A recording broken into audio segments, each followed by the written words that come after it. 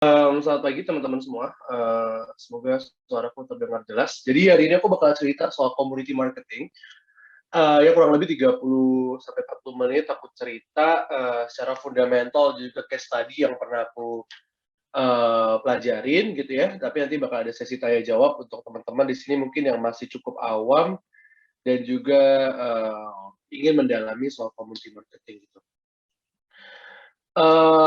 Sebenarnya kenapa sih ada community marketing itu juga sebenarnya berasal dari, bisnis itu seharusnya lahir dari purpose gitu ya, dari sebuah tujuan yang nggak cuma tujuan profit, tapi juga, tujuan yang, memberikan solusi dan juga manfaat untuk, audiens ataupun konsumennya, kayak gitu. Dan kalau kita ngomongin soal bisnis konteks ya, purpose driven business itu, adalah bisnis-bisnis yang akhirnya bertahan lebih lama. Kayak misalnya, kalau dilihat secara data, perusahaan-perusahaan yang umurnya lebih dari 50 tahun adalah perusahaan-perusahaan yang mereka memang dari awal dibentuk itu sudah punya purpose untuk menyelesaikan sebuah masalah gitu ya. Jadi, apakah kita bisa dapat profit dari, menciptakan masalah dan akhirnya menciptakan solusi itu sendiri? Ya bisa-bisa aja, tapi hal itu nggak bakal sustain. Perusahaan yang akhirnya lebih sustain adalah perusahaan yang memang dari awal tujuannya untuk menyelesaikan masalah, tujuannya untuk kebaikan, tujuannya untuk me menjadikan, mereka itu, solusi sehari-hari dan juga, hal yang ngebuat, audiensnya itu lebih mudah lah menjalani hidup gitu. Nah ini sebenarnya fundamental awal dari community marketing gitu ya. Jadi, kita harus lihat bisnis bukan sekedar numbers, tapi kita harus lihat bisnis juga sebagai sebuah cara kita untuk, berpartisipasi dalam, sebuah, kolaborasi besar untuk, society yang lebih baik lah kayak gitu. Nah, eee, dari purpose driven business, lahirlah sebenarnya community marketing. Sebenarnya apa sih community marketing? Community, marketing ini adalah sebuah strategi ya, sebuah strategi untuk, melibatkan audiens dalam sebuah bentuk aktivitas, ataupun sebuah sistem yang dia itu, tujuan utamanya adalah menghadirkan loyalitas, percakapan, ataupun sebuah interaksi antar member, ataupun antar member ke brand, ataupun, member dengan, komunitas lain gitu ya. Tujuannya dari awal memang bukan untuk, profit gitu ya, bukan langsung kayak community marketing langsung kayak, "Oh bagaimana community marketing ini bisa profit," tapi sama kayak purpose driven marketing, apa nih masalahnya? Apa masalah dari komunitas ataupun orang-orang yang, sekiranya itu ada di dalam, sebuah bentuk, ini kita ya, audiens kita gitu. Apa sebenarnya masalah mereka? Dan bagaimana kita datang ke mereka, memberikan solusi ataupun, eee, hal-hal yang membuat, masalah mereka itu bisa terselesaikan ataupun seenggaknya berkurang, kayak gitu. Jadi, fokusnya adalah apa masalahnya dan apa solusi yang bisa kita hadirkan gitu. Dan ketika kita ngomongin community marketing, itu ada 2 tipe. Ada yang organik, yang mereka tumbuh sendiri, ada yang sponsored gitu. Tapi ada juga tipe ketiga adalah yang mereka secara tumbuh secara organik, lalu, untuk berkembang mereka disponsor. Ini tipe yang hybrid biasanya, kayak gitu. Contohnya adalah komunitas Harley Davidson. Komunitas Harley Davidson tuh awalnya tumbuh secara organik gitu ya, kayak orang-orang yang, eee, dulu purpose-nya orang-orang yang Harley Davidson ini ya mereka pengen tampil, beda dan semacamnya, itu berkumpul untuk mereka merepresentasikan, tujuan tersebut, lalu Harley Davidson secara brand itu masuk untuk, ngebuat komunitas itu semakin rapi, semakin besar, dan juga semakin membawa nama brand lebih baik lagi, kayak gitu. Itu secara definisi ya community marketing ya. Terus kenapa sih community marketing ini, penting gitu ya? Karena kalau misalnya gini, community marketing, tadi yang aku cerita, community marketing ini kan sebenarnya tentang bagaimana kita, menyelesaikan masalah dari audiens gitu ya, dari komunitas kita. Contoh misalnya, komunitas kita itu suka banget, masak sebenarnya, tapi dia nggak punya teman sharing masak, nggak punya orang-orang yang bisa berbagi resep dan semacamnya. Dan kebetulan produk kita produk makanan. Kenapa kita nggak akhirnya mengumpulkan mereka dalam sebuah event, dalam sebuah training soal memasak, dan dalam sebuah forum untuk sharing soal memasak, menu-menu baru. Di situ ada mentornya juga, ada influencersnya juga untuk yang memberikan inspirasi memasak dan semacamnya. Itu yang akhirnya nantinya terbentuk menjadi sebuah komunitas, yang komunitas ini kan banyak ya, manusia-manusia di dalam komunitas ini ada banyak. Mereka itu akhirnya bisa menceritakan soal brand kita, bisa menceritakan soal produk kita, dan yang menarik adalah 92% dari customers itu percaya rekomendasi teman-teman ya gitu. Jadi brand itu secara natural sekarang orang-orang lihat brand itu udah nggak sepercaya dulu, karena sudah terlalu banyak brand yang melakukan marketing, sudah terlalu banyak brand yang akhirnya menceritakan janji-janji, akhirnya kita ya udah nggak sepercaya itu lagi dengan brand gitu. Bagaimana brand bisa lebih dipercaya? Akhirnya harus konsumen yang ngomong langsung, harus komunitas yang ngomong langsung. Itulah kenapa akhirnya ini penting buat brand menciptakan komunitas gitu.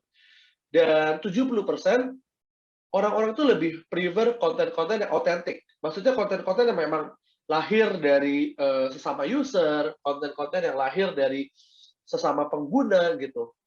Jadi mereka ngeliatnya tuh, oh mereka aja gunain caranya kayak gini. Mereka lebih percaya ketimbang itu keluar dari brand. Inilah kenapa ngebuat komunitas di dalam sebuah brand itu penting. Karena mereka tidak hanya merepresentasikan brand, tapi mereka juga membawa power yang lebih kuat daripada brand itu sendiri gitu. Di level trust dan authenticity kayak gitu. Makanya ada namanya istilah customer advocacy. Apa sih customer advocacy? Kalau teman-teman lihat foto di gambar ini, foto-foto ini semuanya bukan dibuat sama tim Lemonilo. Foto-foto ini dibuat sama sama komunitas gitu ya. Komunitas ibu-ibu yang suka masak, mereka suka bikin masakan-masakan yang beragam, lalu kita kolaborasi sama mereka untuk bagaimana kita bikin menu masakan sehat gitu, tapi tetap enak. Akhirnya lahirlah konten-konten ini.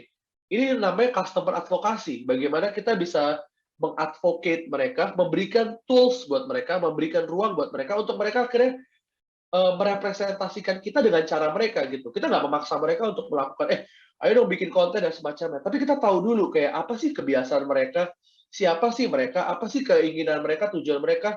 Dari situ kita masuk bagaimana objektif brand kita itu bisa masuk, tujuan brand kita bisa masuk, berkolaborasi sama mereka untuk ketemu win-win solution-nya, dan akhirnya menciptakan project-project semacam ini gitu, seperti Lemonilo lakukan. Nah, konten-konten semacam ini lebih dipercaya sama audiens ketimbang konten-konten yang dibuat sama Lemonilo sendiri. Kenapa ya? Yang menciptakan konten ini adalah audiens itu sendiri gitu. Jadi mereka ngobrol di dalam level yang sama gitu. Dan apakah influencer marketing itu termasuk di dalam community marketing? Betul. Karena gini, prinsip dari community marketing adalah either you build atau kita masuk ke dalam existing community gitu ya. Contoh Lemonilo ngebuat Lemonilo Club. Itu adalah kita nge-build community. Lemonilo berkolaborasi dengan Moms Community Indonesia. Lemonilo berkolaborasi dengan existing community. Lalu apa hubungannya dengan influencer? Influencer itu juga dia adalah seorang sosok yang dia tuh punya banyak pengikut, dan juga pengikut itu yang bisa kita bilang sebagai komunitas gitu ya. Jadi influencer marketing itu juga part dari community marketing, karena mereka juga punya komunitas-komunitas followers, orang-orang yang punya tujuan sama. Tujuan samanya apa? Ya dia suka sama kontennya, misalnya Next Carlo gitu. Tujuannya sama-sama suka konten yang dari Next Carlo dan semacamnya. Makanya kita masuk ke influencer marketing itu juga a part of community marketing. Tapi beda di level marketing funnel-nya aja. Nanti aku akan cerita soal marketing funnel. Cuma poin pentingnya adalah 79% customers itu percaya influencers untuk ngomongin product recommendation. Prinsipnya sama. Ketika ngomongnya itu keluar dari brand, orang tuh nggak sepercaya itu. Tapi ketika itu ngomongnya keluar dari orang biasa, orang tuh lebih percaya. Ketika ngomongnya dari orang lain, seperti dari influencer, orang tuh bakal lebih percaya dengan catatan influencer itu tahu bagaimana merepresentasikan atau mempromosikan produknya dengan natural, dengan sincere, dan orang tahu kalau misalnya ini orang memang menceritakan produknya secara jujur, bukan sekedar karena dibayar, habis itu dia mempromosikan produk tersebut. Kalau dia mempromosikan produk itu karena terkesan karena dibayar aja, ya sama aja kayak orang-orang ketika melihat konten dari brand gitu yang nggak percaya juga, kayak gitu. Kenapa sih sebagai company gitu ya, kita tuh butuh sama community management gitu, atau community marketing? Karena ketika kita melakukan namanya community management atau community marketing, kita tuh mentransisi dari yang kayak brand sebagai sosok yang kaku, sebagai sebuah institusi yang kaku, sebagai sebuah institusi yang tidak memiliki nyawa ataupun tidak memiliki muka, itu menjadi human brand, menjadi sosok yang dekat sama kita. Jadi yang awalnya mungkin sosok bangunan, menjadi akhirnya sebagai sosok teman gitu. Karena kita ngerasa bahwa brand itu adalah teman, akhirnya kita merasa bahwa apa yang dibicarain sama teman, apa yang diceritakan sama teman itu jauh lebih bisa dipercaya daripada brand-brand lain yang tidak melakukan community marketing gitu.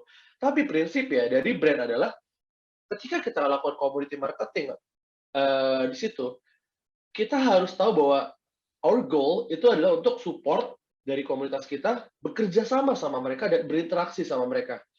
Kita nggak cuma bisa bekerja sama doang sama mereka tanpa support mereka dan berinteraksi sama mereka. Kita nggak bisa doang dengan berinteraksi doang sama mereka, habis itu nggak bekerja sama dan support mereka. Kalau mau berinteraksi doang sama mereka ya itu social media marketing, berinteraksi gitu.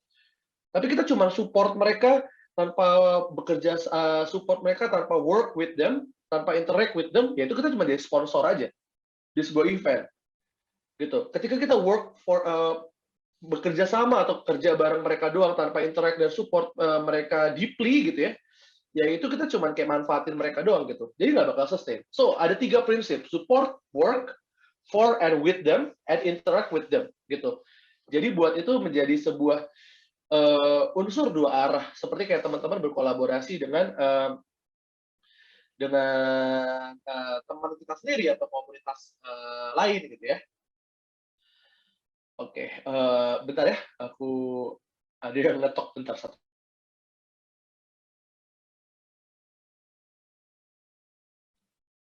Oke, sorry banget. Ya, ini prinsipnya dari community marketing ya teman-teman. Ada 3 hal yang aku ambil dari Harvard Business Review dan menurutku ini yang paling esensial. Brand community itu tercipta atau hadir untuk melayani people orang-orang di dalamnya. Melayani ya, bukan memanfaatkan. Gitu.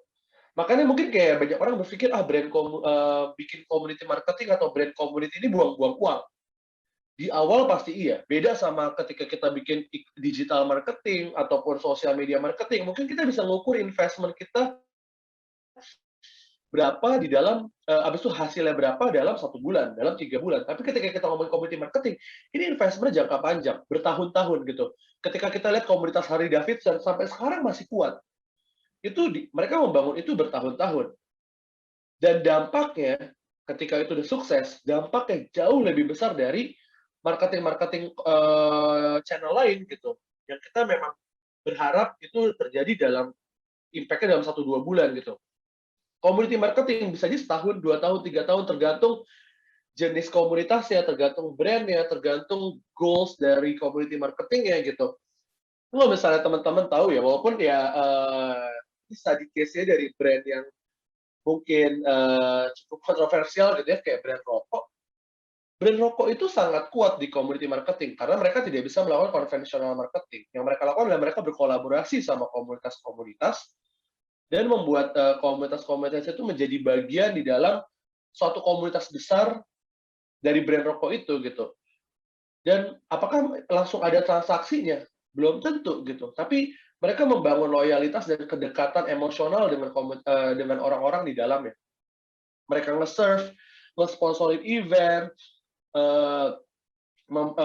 memberikan ruang buat para komunitas-komunitas tersebut gitu. Jadi akhirnya komunitas tersebut loyal. komunitas tersebut dekat dengan dengan brand-brand tersebut. Itu poin yang pertama. Poin yang kedua, engineer the community. Engineer the community itu adalah bagaimana kita bisa membuat sistem, membuat program-program. Jadi kita nggak bisa kayak bikin community marketing cuman kayak, oh bikin nama nih misalnya Lemonilo Club gitu. Kita bikin Lemonilo Club, ayo gabung, gabung, gabung. Ya, bukan seperti itu cara untuk membuat komunitas ini kuat dan besar gitu ya. Ya ketika Lemonilo bikin Lemonilo Club, udah harus ada programnya.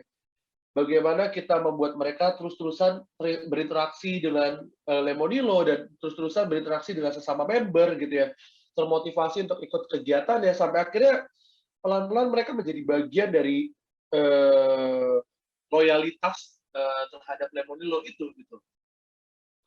So itu poin kedua, engineer the community itself ya. Terus yang ketiga adalah jangan mikir bahwa online networks itu adalah community strategi gitu. Online network itu adalah tool ya. Bentar ya. Ada bentar ya.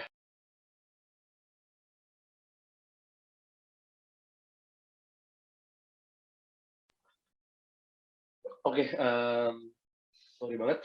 Ya, jadi online networks itu adalah cuma satu tool aja, bukan community strategi gitu. Jadi jangan berpikir bahwa bikin komunitas online gitu tanpa memikirkan bahwa audiensnya mungkin punya cara berinteraksi yang berbeda, punya tempat berkumpul yang berbeda gitu. Dan online networks itu cuma jadi salah satu complementary untuk memperkuat komunitas tersebut atau jalur komunikasi ataupun distribusi dari komunitas tersebut, tapi bukan berarti itu adalah the whole community, gitu ya. Kayak, bikin komunitas di grup Facebook gitu ya.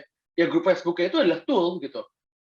Strategi adalah bagaimana kalian ngebuat kontennya, bagaimana kalian ngebuat terjadi percakapannya di situ, bagaimana ada sebuah kegiatan rutin yang meningkatkan loyalitasnya, bagaimana di situ ada proses moderasinya, bagaimana di situ membuat mereka bisa berinteraksi satu sama lain, sampai akhirnya bagaimana mereka loyal sama brand atau bisa membicarakan brand secara natural gitu. That's the strategy. Facebook group ya, is just a tool. Jadi kalau misalnya kalian bikin kayak community marketing, ayo udah bikin Facebook group. Ya udah, kayak itu cuma jadi tool doang, nggak bakal bisa menjadi apa-apa. Gitu. Ini yang tadi aku bilang marketing funnel ya. Buat yang belum familiar sama marketing funnel, jadi simpelnya ada upper funnel, mid funnel, lower funnel. Upper funnel adalah funnel paling pertama yang di dalam marketing, intinya orang yang awalnya belum kenal sama brand ataupun produk, jadi kenal sama brand atau produk. Mid funnel yang setelah mereka kenal sama brand atau produk, mereka menjadi tertarik ataupun considerate untuk beli ataupun untuk terlibat dengan produk tersebut. Lower funnel, mereka beli, dan sampai mereka merekomendasikan ke orang-orang lain, itu lower funnel. Nah, community marketing itu bisa berada di 3 funnel ini gitu. Contoh misalnya influencer marketing. Influencer marketing bisa jadi ada di upper funnel. Tapi ketika influencer marketing itu adalah nano influencer atau micro influencer, bisa jadi mereka ada di mid funnel dan udah mulai lumayan turun ke bawah ke lower funnel gitu. Terus community marketing, misalnya Lemonilo bikin Lemonilo Club, itu berada di mana? Bisa jadi dia berada di mid funnel. Karena orang-orang itu udah tahu soal Lemonilo, tinggal bagaimana kita membuat mereka lebih tertarik untuk terlibat sama Lemonilo gitu. Tapi bisa juga ada di lower funnel. Orang-orang yang udah beli Lemonilo, tapi kita engage terus, kita libatkan mereka di dalam komunitas untuk akhirnya mereka melakukan advokasi. Mereka merekomendasikan Lemonilo sebagai produk pilihannya dia ke teman-temannya gitu. Jadi hal yang perlu dilakukan ketika teman-teman bikin community marketing adalah tujuannya, objektifnya, ini berada di funnel mana? Tujuan clear-nya apa? Karena tujuannya itu bakal menentukan bentuk komunitasnya, programnya, dan bagaimana cara kalian nurture komunitas tersebut. Walaupun rekomendasiku, jangan terfokus sama lower funnel. Karena susah untuk kita nge-push komunitas dan berharap mereka langsung bertransaksi sama komunitas kita. Lagi-lagi tujuan kita ya to serve. Bukan untuk nge-push mereka, bukan untuk memanfaatkan mereka. Kayak gitu ya. Oke, aku bentar ya.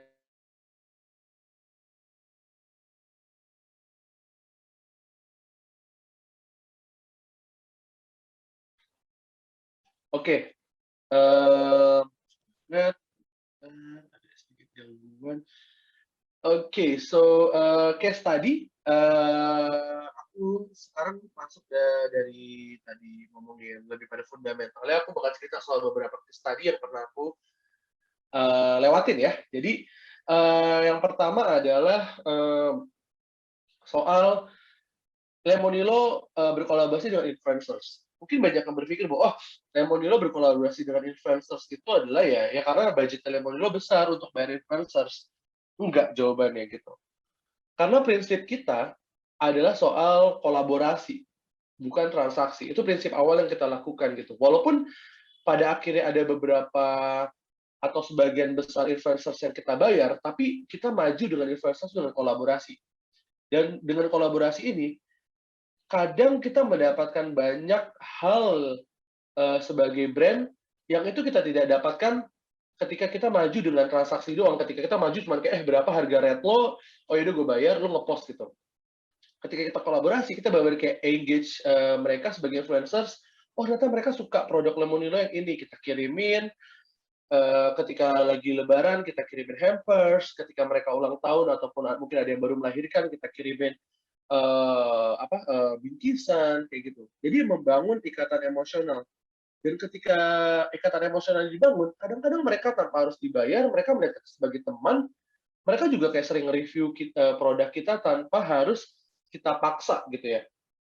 Terus di sisi lain, kalau misalnya teman-teman lihat di sini ada fotonya Kunto Aji, Haikal Kamil, Eva Celia, Rara Sekar, mereka bikin konten bareng Lemonilo itu dengan tanda kutip tanpa dibayar, gitu ya.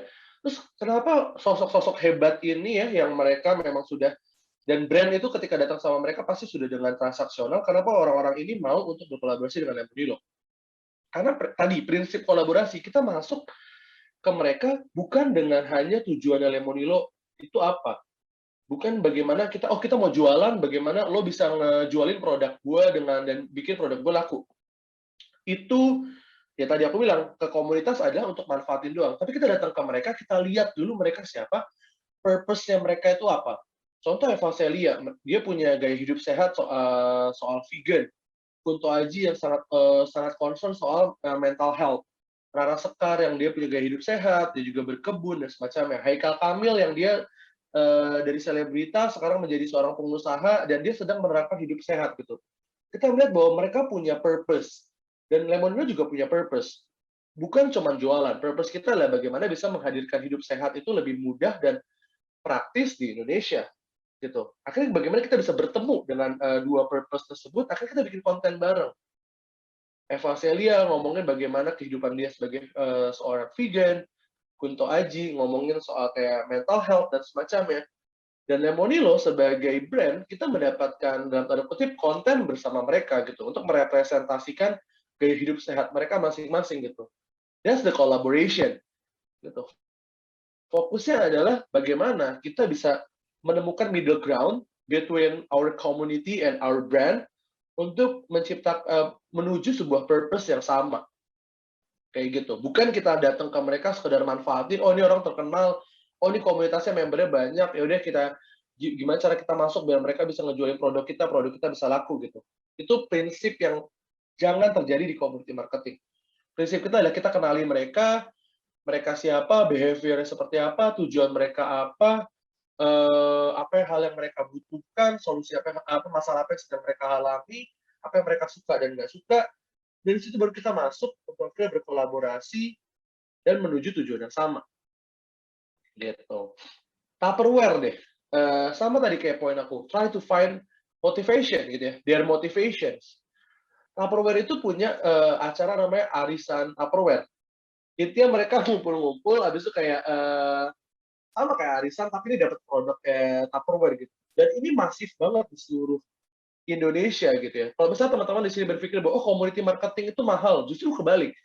Kalau misalnya teman-teman punya UMKM di sini, hal yang paling possible dilakukan daripada social media marketing, digital marketing, influencer marketing, justru community marketing. Kayak Tupperware ini sekarang udah skalanya besar ya, tapi menurutku fundamental yang mereka lakukan itu dari hal yang sangat murah gitu ya. Mereka mengumpulkan ibu-ibu yang punya motivasi sama, motivasi adalah suka houseware gitu ya, suka produk-produk yang Tupperware punya, dan bagaimana mereka akhirnya meng-encourage sebuah kebiasaan yang ibu-ibu itu ada, yaitu adalah arisan, tapi ini diganti dari uang menjadi produk Tupperware gitu. Awalnya cuma kayak gitu, lalu akhirnya Tupperware sponsorin, mereka membuat ini secara lebih formal dan semacamnya, dan mereka nge-scale up dari yang mungkin awalnya cuma di beberapa kota jadi seluruh Indonesia gitu. Yang terjadi adalah ya produk Tupperware ini menjadi sebuah konsumsi rutin gitu ya, walaupun ibu kita mungkin orang-orang di rumah udah punya Tupperware yang lengkap untuk seluruh kebutuhan, tapi karena ada arisan Tupperware, setiap bulan jadi beli produknya Tupperware gitu. Secara brand diuntungkan dengan transaksi tersebut, tapi yang paling penting adalah bagaimana brand itu bisa nge-serve motivasinya audiensnya sampai akhirnya ada transaksi itu adalah sebuah hasil akhir ya, bukan itu yang kita kita kita tempel di awal gitu ya. Bagaimana kita mencoba mengakomodir motivasi ya, mencoba menyelesaikan masalah dan semacamnya. Ini case dari Tupperware, dan ini hal-hal kayak gini bisa dilakukan untuk level UMKM. Contoh yang paling simpel adalah, aku pernah ngelihat, apa namanya, sebuah brand UMKM gitu ya, dia tuh masuk lewat, perkumpulan ibu-ibu di sekolah, gitu ya. Dia nge-sponsorin acara ulang tahunnya gitu, cuman ngasih kayak produk, buat anaknya yang ulang tahun di situ. Terus, pas lagi ada ngumpul-ngumpul ibu-ibu itu, dia kayak, coba untuk kayak, mengumpulkan ibu-ibu tersebut untuk mencicipi produknya atau masak bareng dan semacamnya. Dari situ akhirnya komunitas ibu-ibu di sekolah itu menjadi, kenal sama produknya itu, aware, upper funnel sama produk itu, dan lama-lama karena interaksi terus terjadi dengan, UMKM tersebut, akhirnya lama-lama jadi interest dan consider untuk beli produk itu gitu. Dan akhirnya besar namanya komunitas, ibu-ibu ya, menurutku ketika kita ngomongin komunitas, komunitas ibu-ibu tuh powerful banget karena mereka itu sharing, ke sesama, komunitasnya dan ibu-ibu lain gitu ya. Mereka membesar membesar membesar, dimulai dari cuman dari perkumpulan di sekolah aja gitu. Nah, UMKM itu bisa menerapkan community marketing untuk skala yang paling kecil dulu, keluarga, teman, tetangga, perkumpulan RT atau RW, karang taruna, perkumpulan sekolah dan semacamnya gitu. Dan community marketing itu tidak terbatas dalam channel gitu, nggak ngomongin kayak, "Oh, community marketing harus online, harus offline." Enggak, community marketing ya masuklah dari segala channel yang kira-kira paling potensial untuk audiens itu, kayak gitu.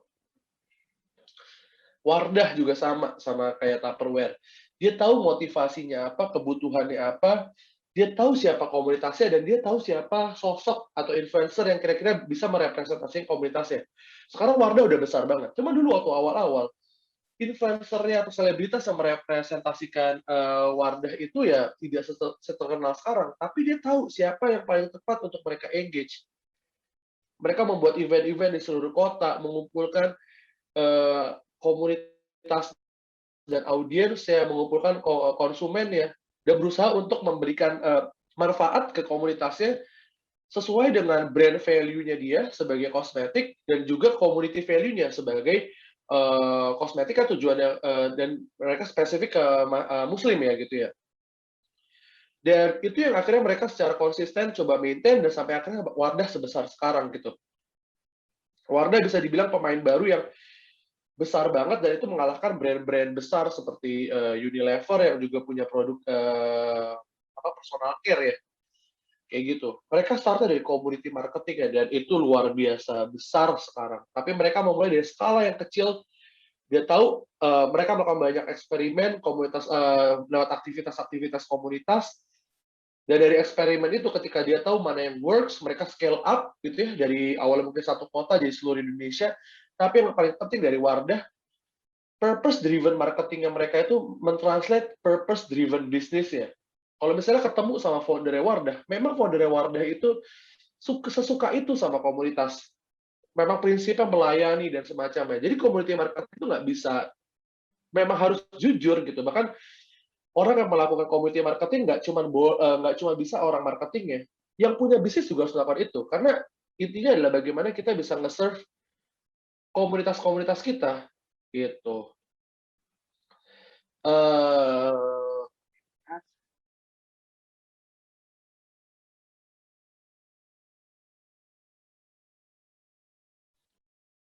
Oke, ini slide terakhir untuk case tadinya. Kalau misalnya Lemonilo juga sama sebenarnya, yang dilakukan Wardah sama Tupperware.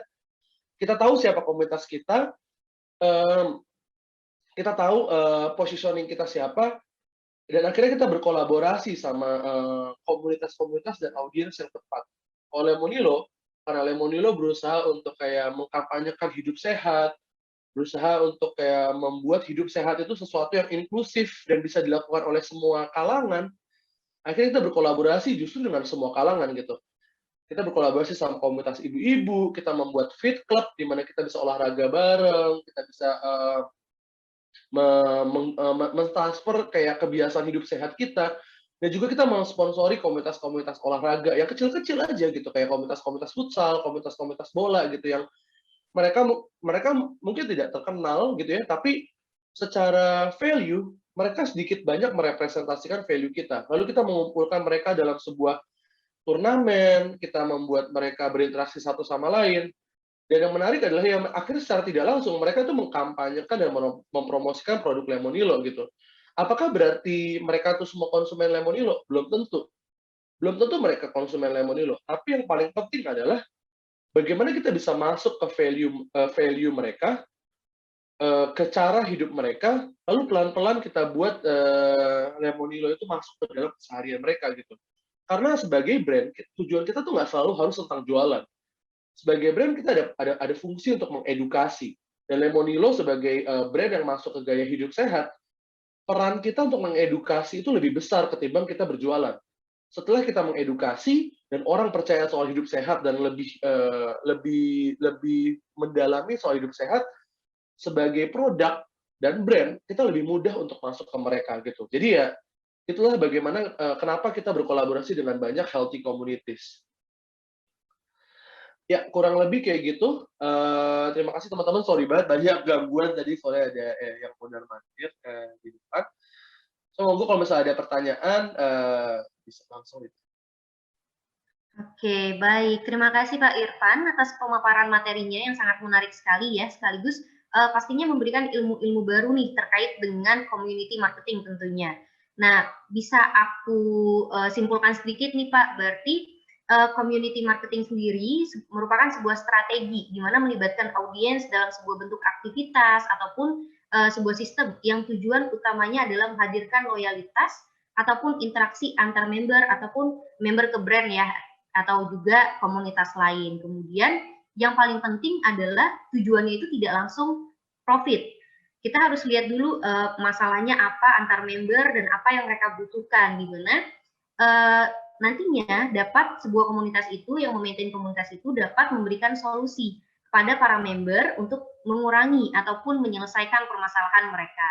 Tadi juga ada saya highlight tentang bagaimana community marketing itu mulai dari ada yang organik, kemudian sponsor, juga hybrid, gabungan antara organik dan sponsor dalam perkembangannya. Dan juga mengapa community marketing ini penting karena bisa membawa power sendiri dari brand tertentu dan akan menimbulkan yang namanya trust dan merupakan investasi jangka panjang yang dibangun bertahun-tahun ya Pak, dan dampaknya jauh lebih besar daripada marketing channel yang lain. Dan juga tadi ada nge-highlight sedikit Pak tentang marketing funnel, yang ada lower funnel, mid funnel, dan juga upper funnel. Dan intinya adalah community marketing ini hadir di mana dia melihat bisnis sebagai sebuah cara untuk member dapat berpartisipasi dalam sebuah kolaborasi besar untuk society yang lebih baik, dan intinya itu adalah serve atau pelayanan ya Pak. Nah, ya, betul. Baik. Nah mungkin di sini saya lihat belum ada yang bertanya Pak. Nah saya sendiri tuh banyak banget pertanyaan nih Pak tentang komunitas karena saya sendiri merupakan Community Development Officer saat ini. Nah beberapa pertanyaan saya mungkin bisa dimulai kayak berarti community ini dalam membangun sebuah komunitas dan community marketing, apa pastinya akan menyenggol hal-hal selain marketing kayak misalkan sosial media dan lain-lain. Nah, tools dan sosial media ini merupakan tools. Nah, tools apa saja yang menurut Pak Irfan itu kayak bisa mendongkrak eksistensi dari sebuah komunitas, Pak? Iya, kalau misalnya ngomongin soal community marketing, ya tools itu tadi aku bilang sosial media itu ada tools gitu, kayak grup Facebook, forum online, itu adalah tools juga gitu ya.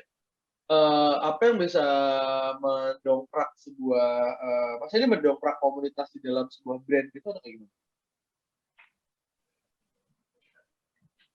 Apa Pak? Ya, maksudnya ini mendongkrak itu adalah mendongkrak jumlahnya di dalam sebuah komunitas di dalam brand atau komunitas apa nih? Eksistensi dari nama komunitasnya dulu Pak. Oke. Sebenarnya kalau misalnya ngomongin eksistensi dari komunitas itu pastinya ya dilihat juga dari kayak apa program yang mereka jalanin gitu, seberapa jauh program itu bisa melibatkan audiens yang lebih besar, lalu konten yang akhirnya dibuat dari komunitas-komunitas tersebut gitu. Lalu channel ataupun channel seperti sosial media itu adalah lebih pada cara untuk mendistribusikannya. Gitu. Jadi sebelum ngelihat kayak tools-nya atau distribution channel-nya, yang perlu dilihat adalah sebenarnya kontennya. Konten itu termasuk program di situ ya, kayak misalnya ya bikin webinar gitu ya, atau ketika sebelum pandemi bikin online bikin offline meet up gitu ya, bikin event untuk menghadirkan mereka komunitas-komunitas tersebut gitu ya. Nah, Lemonilo juga pernah bikin kayak Lemonilo Fit Fest gitu. Jadi kayak bagaimana para komunitas-komunitas ini bisa berkumpul lalu merepresentasikan gaya hidup sehatnya dia. Kita juga pernah mensponsorin sebuah kegiatan lari namanya Women 10K gitu pas lagi International Women's Day gitu. Itu bagaimana cara kita untuk mengangkat eksistensi dari komunitasnya Lemonilo gitu. Jadi tools-nya itu cuma distribution channel, tapi yang paling penting adalah program ataupun konten apa yang kita buat dan bagaimana konten ataupun program tersebut bisa relevan untuk audiens lain ya. Kalau di sini konsepnya adalah kalau misalnya tujuannya eksistensi ya berarti bagaimana program dan konten itu bisa relevan dengan audiens yang besar gitu, yang jumlahnya masif gitu. Walaupun ketika ngomongin community marketing, ini yang paling penting itu sebenarnya bukan masifnya dulu, tapi bagaimana tepat gunanya ya gitu. Jadi kayak ngomongin soal tepat guna ataupun jumlah yang kecil tapi lama-lama bisa kita besarkan.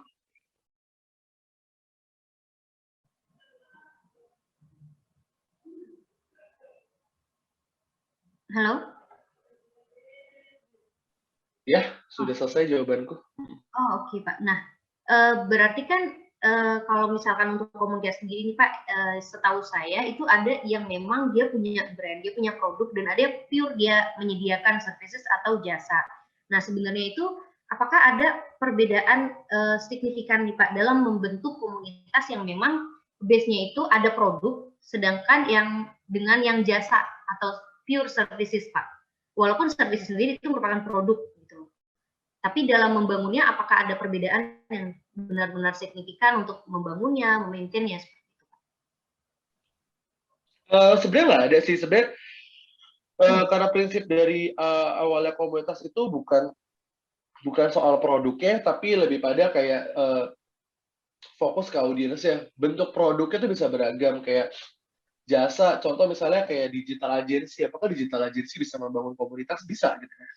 Contohnya ketika digital agency itu berusaha kayak membuat sebuah perkumpulan para profesional di bidang marketing, lalu kayak di situ ada kayak round table, ada webinar atau ada seminar soal marketing yang dilakukan secara rutin, lalu mereka membuat sebuah perkumpulan soal marketing, misalnya bikin asosiasi marketing dan semacamnya. Lalu mereka sebagai digital marketing itu membuat report ataupun konten-konten yang rutin seperti misalnya digital marketing trend 2021 gitu.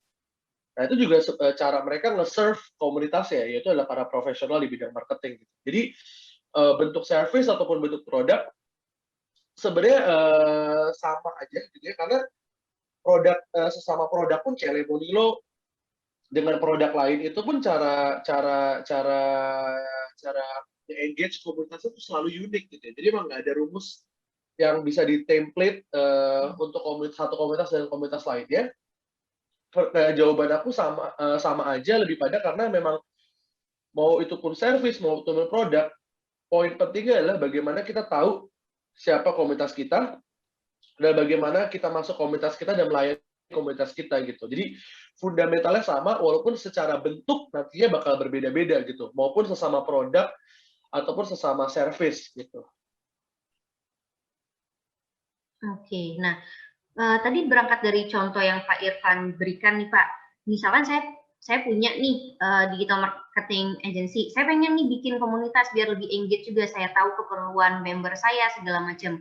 Nah, gimana sih Pak cara awalnya nih Pak untuk membentuk sebuah komunitas yang nantinya jadinya komunitas yang solid lah ya bahasanya, dan juga apa aja kayak yang untuk awal banget dipersiapkan apabila memang saya punya digital agency, saya pengen bikin komunitas kayak gitu Pak. Ya, sebenarnya kalau misalnya kayak digital agency tadi mau bikin komunitas ya, pertama define dulu siapa audiensnya, siapa member dari komunitasnya, dan apa tujuan untuk membentuk komunitas ini gitu ya. Kayak misalnya digital agency, siapa yang mau dibangun komunitasnya? Misalnya para profesional di bidang marketing.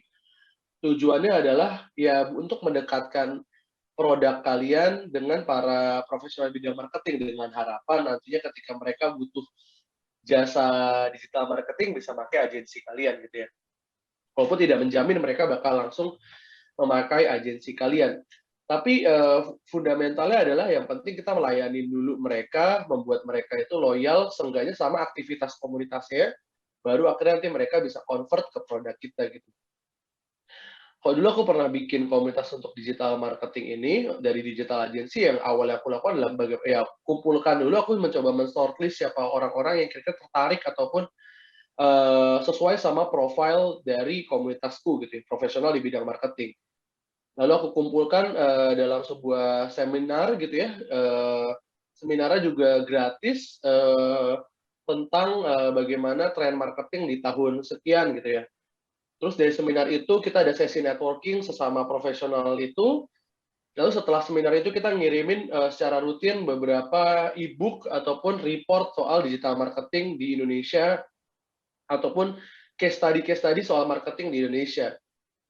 Dari situ yang terjadi adalah tidak semuanya pastinya bakal tertarik sama produk kita, tapi at least mereka kenal sama produk kita.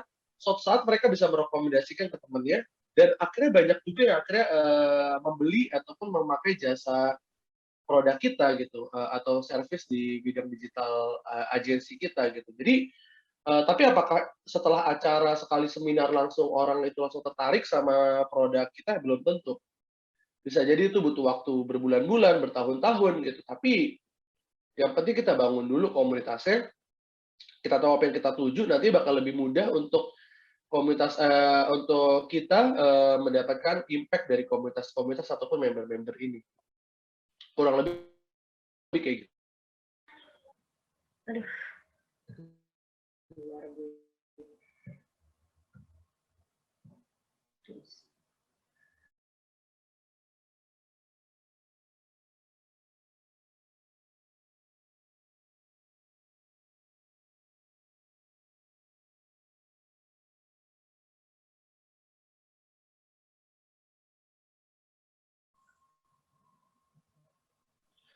Ya, ini aku coba jawab dulu pertanyaannya dari. Maaf Pak, tadi kendala internet ini sepertinya sudah. Oh iya, oke.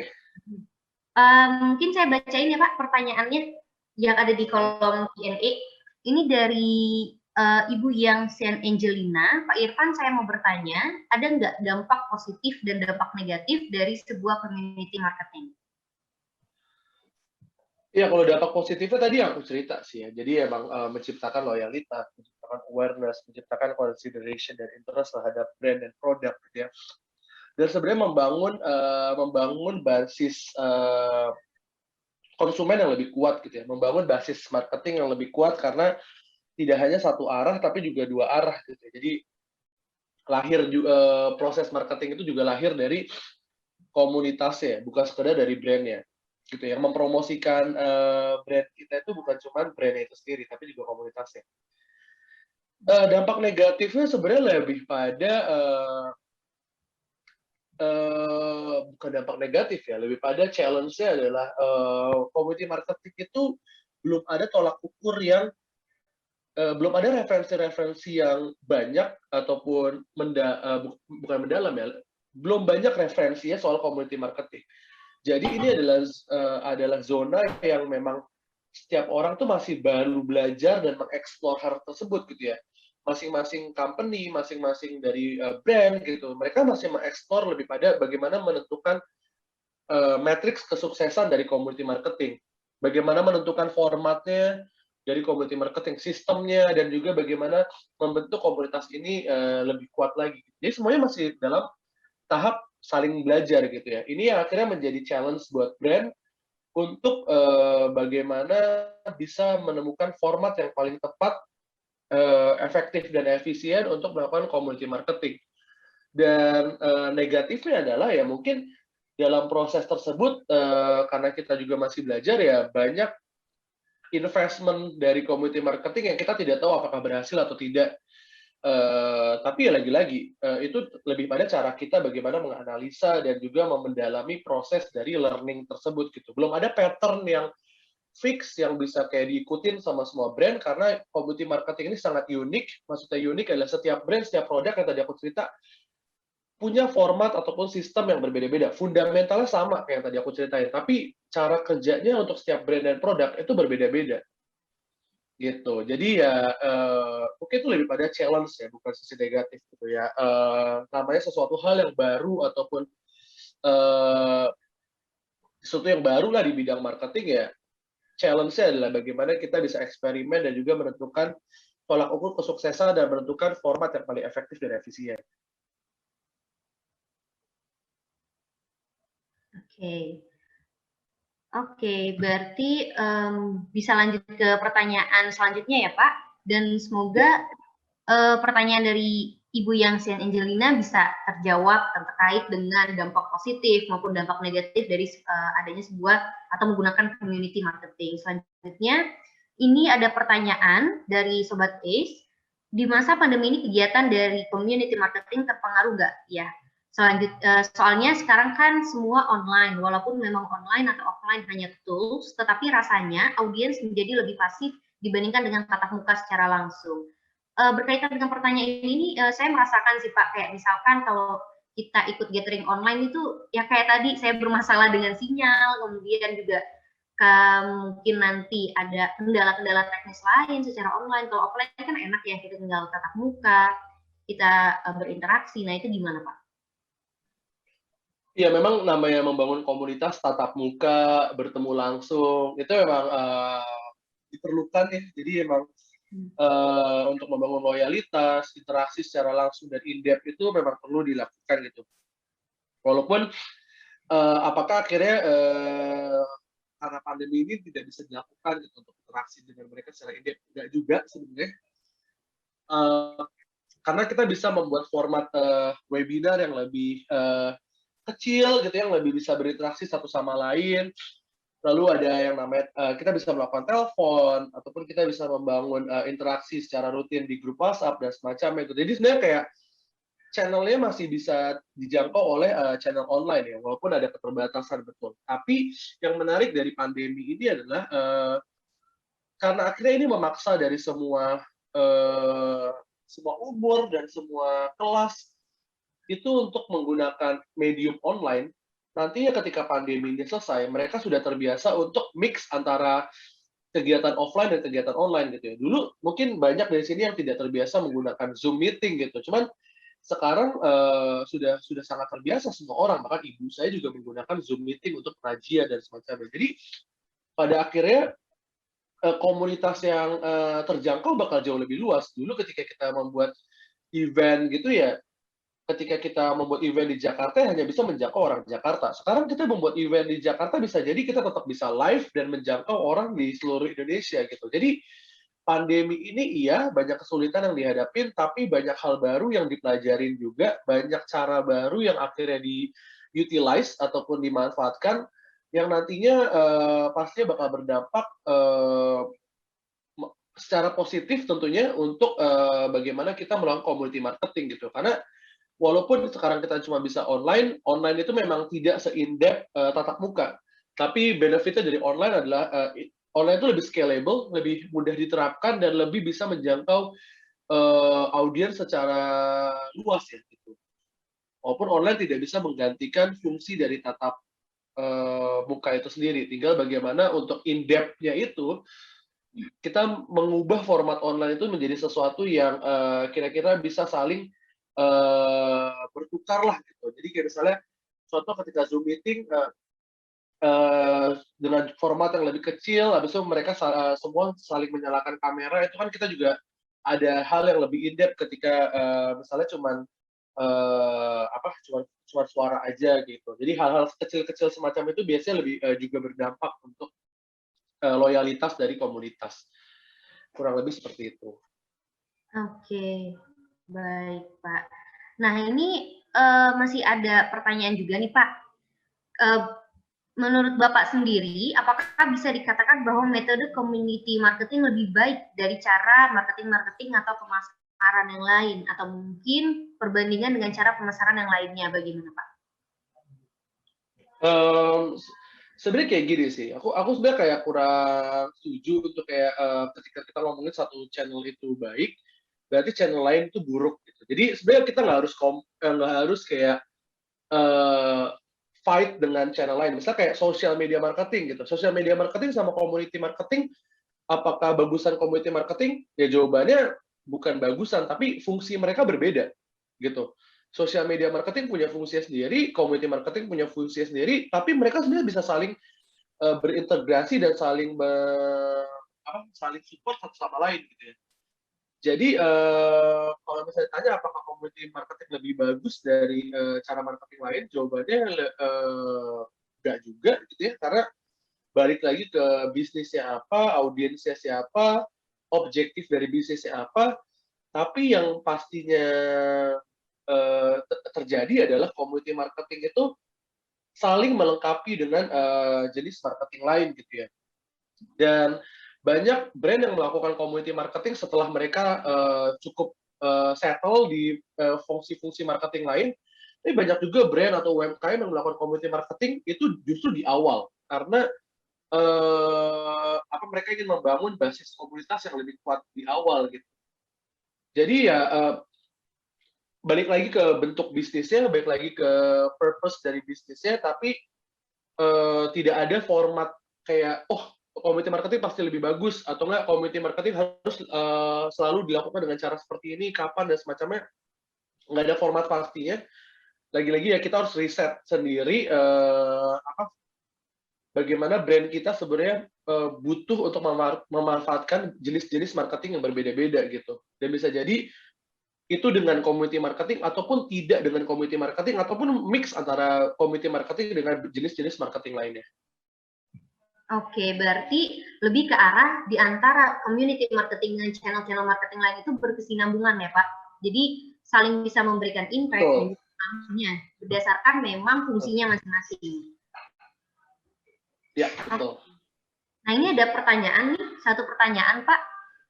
Saya sudah pasang Facebook Ads dan Google Ads untuk produk saya. Apakah baiknya sekarang dananya lebih baik digunakan untuk membangun community Pak? Sorry, apa? Boleh diulang? Jadi pertanyaannya, sudah pasang FB Ads dan Google Ads nih Pak untuk produknya. Nah, apakah sekarang baiknya dana yang ada digunakan untuk membangun community ya Pak? Iya, sebenarnya ini tidak saling berkaitan ya. Apakah ketika udah bikin Facebook Ads dan Instagram Ads itu berarti harus bikin community marketing ya? Tidak saling berkaitan sebenarnya. Tapi kalau misalnya aku berprinsip bahwa community marketing itu perlu dilakukan as soon as possible gitu. Mau setelah ataupun sebelum melakukan jenis marketing lain. Kenapa? Karena community marketing ini bisa dibuat dengan skala yang sangat murah maupun ke skala yang sangat mahal gitu ya. Jadi sangat customable gitu ya ketika kita ngomong community marketing, ketika kita Lemonilo di awal-awal jenis community marketing kita cuma mensponsorin acara-acara dengan ngirimin produk gitu ya, terus abis itu kita bikin review bareng soal produk dan semacamnya, ataupun kita mengirimkan produk-produk kita ini ke komunitas ibu-ibu dan membuat mereka mereview bareng produk-produk ini, lalu kita mengedukasi soal hidup sehat ke ibu-ibu ini gitu. Budgetnya sangat kecil gitu dibandingkan dengan bentuk marketing lain gitu. Jadi kalau pertanyaannya tadi kan kayak udah ngelakuin Facebook Ads, Instagram Ads, ataupun jenis paid ads atau performance marketing lain, apakah harus melakukan community marketing? Sebenarnya tidak begitu relevan gitu ya, kayak itu bukan sesuatu yang kayak abis ini harus ngelakuin ini, enggak, tapi kayak kalau misalnya kita punya sumber daya manusia dan sumber daya resources lain seperti uang dan fasilitas yang bisa kita manfaatkan untuk melakukan community marketing as soon as possible, lakukanlah menurutku. Karena lagi-lagi yang tadi aku bilang, community marketing itu sama kayak branding, sebenarnya secara fundamental proses yang dilakukan tuh lama, nggak bisa langsung impact-nya langsung dirasakan. Jadi as soon as kita memang memanfaatkan jenis marketing tersebut, ya sesegera mungkin kita bisa mendapatkan manfaatnya gitu. Jadi tabunglah dari sekarang gitu ya, kayak Lemonilo udah melakukan ini kayak setahun 2 tahun gitu, tapi apakah bisa dibilang dampaknya besar banget ya? Belum tentu gitu. Tapi kita on the right track gitulah. Jadi lebih pada aku yang tadi adalah bukan langsung kayak nyambung bahwa abis paid ads atau performance marketing harus bikin community marketing, enggak, tapi as long as kita punya sumber daya manusia, sumber daya lain seperti budget dan fasilitas yang bisa menjadi fundamental ataupun cara kita untuk melakukan community marketing, ya lakukanlah sesegera mungkin. Oke, berarti untuk menjawab pertanyaan tadi, lakukanlah sesegera mungkin, as soon as possible, karena memang impact-nya, tidak hasilnya maupun impact-nya itu nggak langsung kelihatan dalam sebulan, 2 bulan gitu ya Pak Irfan. Ya butuh bertahun-tahun untuk membangun komunitas sehingga nantinya juga bisa settle dan menimbulkan trust gitu loh dari para membernya. Nah, untuk pertanyaan dari audiens sendiri sudah tidak ada Pak, belum ada kali ya, belum ada lagi. Nah, tapi saya sedikit penasaran nih Pak, jadi boleh bertanya lagi ya Pak, pertanyaan pribadi. Nah, dari saya gitu, kalau misalkan untuk tadi menyinggung influencer, nah apakah memang influencer itu sangat berdampak untuk mempromosikan sebuah komunitas yang sekali lagi berbasis misalkan services ataupun produk gitu loh, dan misalkan influencer marketing X community marketing. Nah, bagaimana cara mengidentifikasi cocok atau tidaknya, Pak? Seperti itu, Pak. Ya, kalau pertanyaan pertama jawabannya bisa iya, bisa tidak gitu ya, karena influencer marketing juga bukan solusi banyak UMKM ataupun brand yang berpikir bahwa dengan influencer marketing mereka bisa langsung escalate ataupun scale up transaksi dan juga bisnisnya. Tapi lebih pada lagi-lagi di dalam marketing itu pasti ada proses namanya research dan juga kayak understanding di behavior dan juga objective of the audience lah gitu. Nah, contoh misalnya Lemonilo. Lemonilo sebagai waktu itu kita produk baru, masih kecil. Kita melihat bahwa banyak audiens kita yang belum nyobain Lemonilo karena mereka nggak percaya sama mie instan yang sehat itu bisa enak gitu ya. Dari situ kita analisa bagaimana cara buat mereka percaya. Oh, ternyata cara membuat mereka percaya adalah mereka sangat terpengaruh sama para influencer-influencer yang mereka follow. Tapi influencer-influencer spesifik, influencer-influencer itu yang makro ataupun micro influencers gitu ya. Bukan influencer-influencer yang mega kayak followernya puluhan juta ataupun jutaan, tapi yang followernya mungkin cuma 20.000 dan 100.000, tapi mereka punya keterikatan atau intensitas yang tinggi dengan para followers ya. Dari situ akhirnya kita barulah melakukan influencer marketing gitu. Jadi bukan langsung kita datang ke bisnis langsung, gue mau influencer marketing. Influencer marketing kan output ya, bentuk marketing ya. Tapi strateginya itu apa gitu, kayak apa yang mau kita tuju, siapa audiens kita, apa masalah yang mau kita selesaikan, bagaimana behavior audiens kita, dan influencer marketing is just an output gitu untuk menyelesaikan ataupun untuk mengimplementasikan strategi yang tadi kita bangun gitu. Jadi jawabannya bisa iya bisa tidak, tergantung dari stage bisnisnya, purpose-nya, audiensnya, dan juga behavior dari audiensnya ya. gitu. Terus yang kedua, influencer marketing X community marketing. Ini sangat bisa. Gitu. Kayak banyak brand yang melakukan ini. Contoh Pocari Sweat. Pocari Sweat ini dia pengen meng-emphasize orang-orang untuk suka lari. Tapi bagaimana cara mereka untuk membuat orang-orang yang suka lari ini semakin terikat dengan Pocari Sweat gitu ya. Selain mereka membuat komunitasnya dengan event-event lari, dengan ngesponsorin para komunitas-komunitas lari gitu ya. Tapi mereka juga mengambil sosok-sosok pelari-pelari yang terkenal nih, influencer-influencer pelari, biar itu turut menginspirasi para komunitas-komunitas lari ini gitu. Jadi ibarat kata tadi yang aku bilang soal community marketing itu adalah tentang bagaimana membuat brand itu menjadi human brand.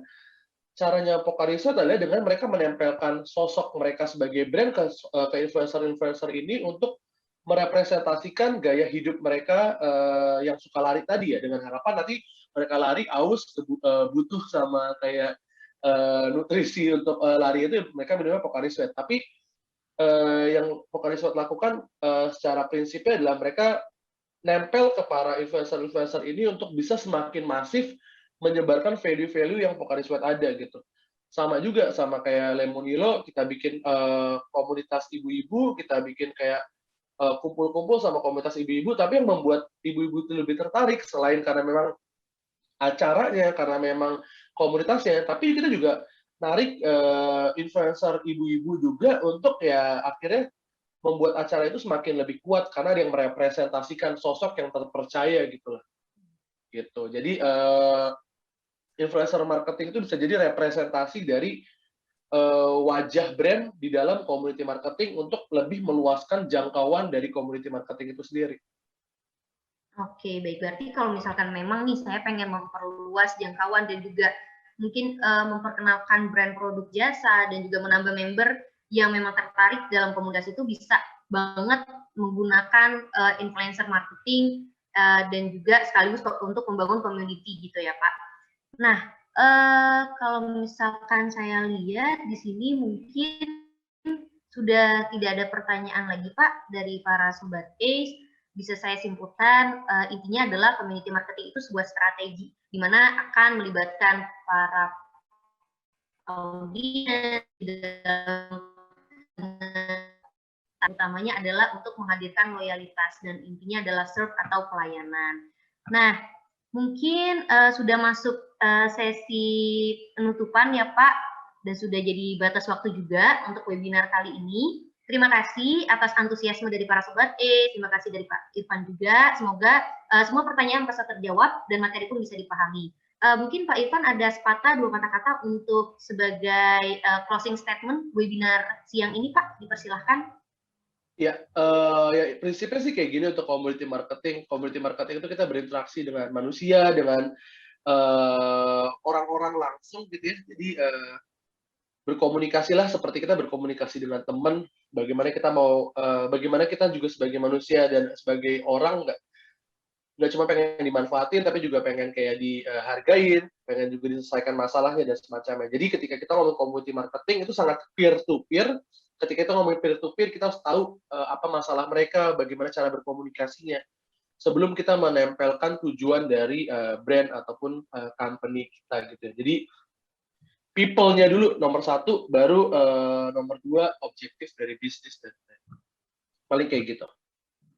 Oke, baik. Terima kasih Pak Irfan atas closing statement-nya dalam webinar siang ini. Terima kasih juga untuk partisipasi dari para Sobat ACE dan aku mau bilang nih jangan lupa nanti untuk follow Instagram kita yaitu ACE Commerce ID dan juga join di grup komunitas ataupun menjadi reseller dari ACE Commerce. Nah, mungkin cukup sekian acara webinar hari ini. Terima kasih Pak Irfan sudah berkenan untuk menjadi speaker dalam webinar ACE. Terima kasih Sobat ACE dan akhir kata saya ucapkan terima kasih. Mohon maaf jika ada salah kata atau koneksi dan sampai jumpa di webinar berikutnya.